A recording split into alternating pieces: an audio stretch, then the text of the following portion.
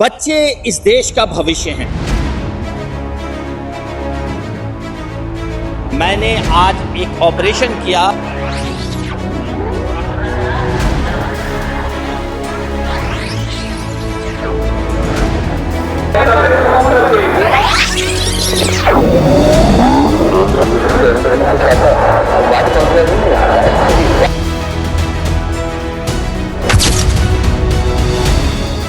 आज मैं बटला हाउस में एमसीडी स्कूल के सामने खड़ा हूँ।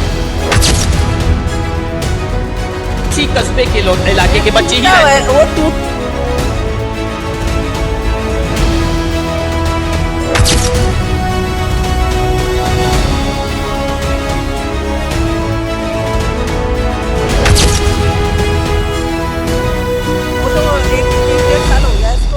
एक 1.5 साल से ये पीछा पड़ा है।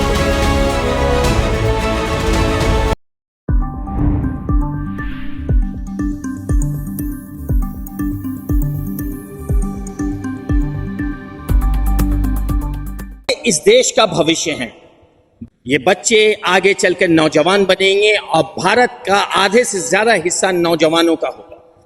इस बात को देखते हुए आज मैं बटला हाउस में एमसीडी स्कूल के सामने खड़ा हूं। मैंने आज एक ऑपरेशन किया और एक हालात का जायजा लिया जो एमसीडी स्कूल के अंदर के हालात हैं। मैंने टीचरों से भी बात किया और मैंने हर चीज जानने की कोशिश की कि आखिर ये हालात का जिम्मेदार कौन है।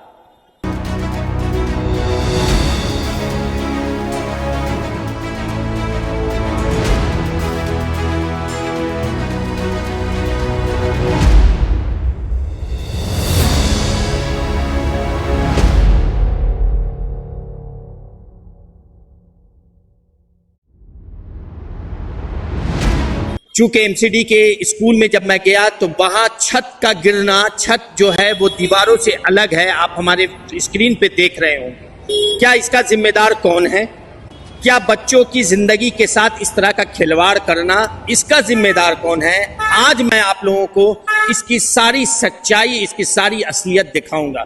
मैं किसी पर कटाक्ष नहीं कर रहा हूं, ना ही मैं किसी को कटघरे में खड़ा कर रहा हूं, लेकिन किसी न किसी को तो इस बात की जिम्मेदारी उठानी पड़ेगी कि क्या बच्चों के हालात और बच्चों के मामलात और बच्चों की सेहत के साथ एक जबरदस्त तरीके का खिलवाड़ और मजाक किया जा रहा है। बच्चे की जान पे आन पड़ी है। उसको देखते हुए आज एमसीडी स्कूल के अंदर जब मैंने मुआयना किया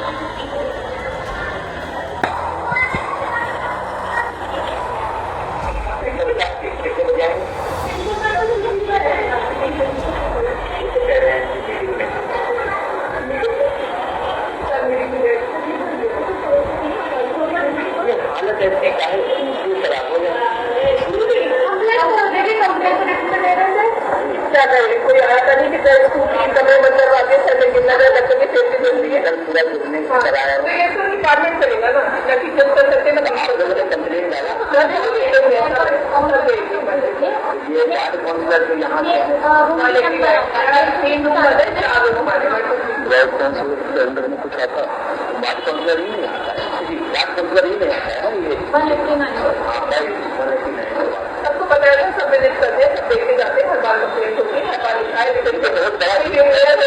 ऑब्वियसली हमें टेंशन होती है, बारिश होती है।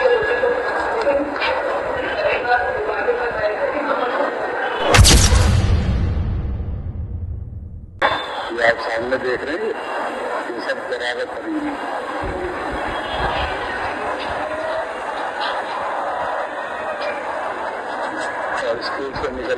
टीचर क्या नाम बताया आपने अपना? नगमाना परवीन, क्या है यहाँ, टीचर हैं या इंचार्ज? इंचार्ज हूँ। बच्चे यहाँ पढ़ते हैं तो इसमें इस तरह की चीजें होना, जैसे पानी का जमाव है, इसमें मच्छर हैं, पूरे वहां पर स्कूल के गेट के पास पड़ा हुआ है, तो इस पर आप लोग ऐसा कभी हुआ नहीं, ये आज हो रहा है। या तो सफाई हुई है, कूड़ा उधर डाला गया, हम सब टीचर अंदर से परेशान है कि भाई ये सब क्या हो रहा है। जैसे कभी भी नहीं हुआ कि हाँ बीच में इतना सारा कूड़ा पड़ा हुआ है और इतना ऐसा हो रहा है, ये आज जैसे स्पेशल हुआ है। तो एक सवाल मेरा ये है कि इसके लिए आप कंप्लेन नहीं करती हैं यहाँ के वार्ड काउंसलर से? आज ही आई हूँ मैं छुट्टी पर थी, आज ही आई हूँ। आज उनसे कहा गया है कि भाई हमारी क्या हो रहा है, ये बीच में कूड़ा क्यों इतना सारा डाला गया। सवाल ये है कि अभी मैं अंदर गया था, अंदर जाने के बाद जो बिल्डिंगें देखी, पुरानी बिल्डिंग के छत गिरने उसके बारे में उसके लिए हमने रिपोर्ट कर दी है।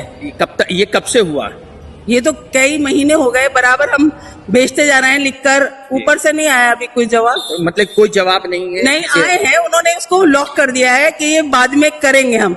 ये 1.5 साल से ये टूटा पड़ा है, खुदा ना खास्ते ऊपर से नहीं, ऐसी अनहोनी। मेरी बात सुनिए, क्लास नहीं लगा रहे। मैम मेरी बात सुनिए, बच्चे वहाँ पर खेलते हैं, बच्चे वहाँ से आते हैं जाते हैं, खुदा ना खास्ते कोई ऐसी अनहोनी हो जाए, कोई हादसा हो जाए तो इसका जिम्मेदार उसके लिए लिख के हमने ऊपर कई बार दे चुके हैं। कई बार देने के बाद भी सुनवाई नहीं, तो इसके लिए तो कोई ना कोई जिम्मेदार होगा ना, इसके लिए तो जिम्मेदारी किसी को लेनी पड़ेगी। लेकिन मुझे आज ये है, ये जो हो रहा है, अब मैं समझ आया आपको कवरेज करना था इसलिए कूड़ा पड़ा था। नहीं है ना, बात कवरेज की। देखिए हम लोग आपकी ही आवाज उठाते हैं, मुझे फिक्र सिर्फ बच्चों की नहीं है, वहाँ के टीचरों की भी फिक्र है।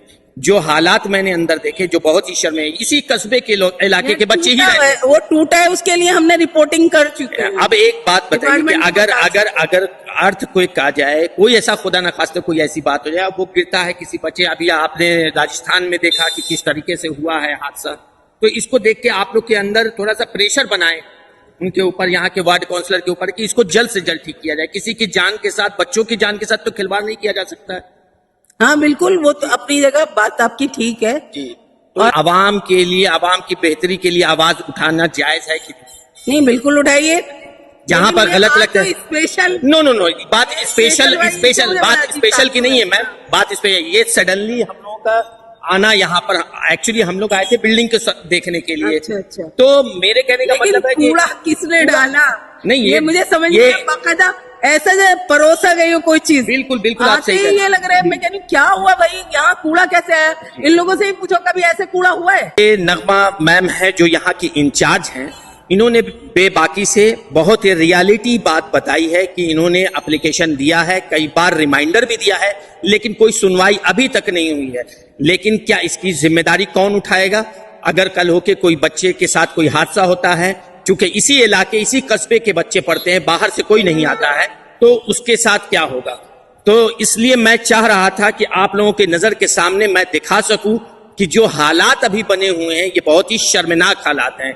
मैं उम्मीद करता हूं कि यहाँ की जो वार्ड काउंसलर है नाजिया दानिश, वो इस पर संज्ञान लेंगी और जल्द से जल्द इस मसले का हल करेंगी, बच्चे के जान के साथ खिलवाड़ नहीं करेंगी।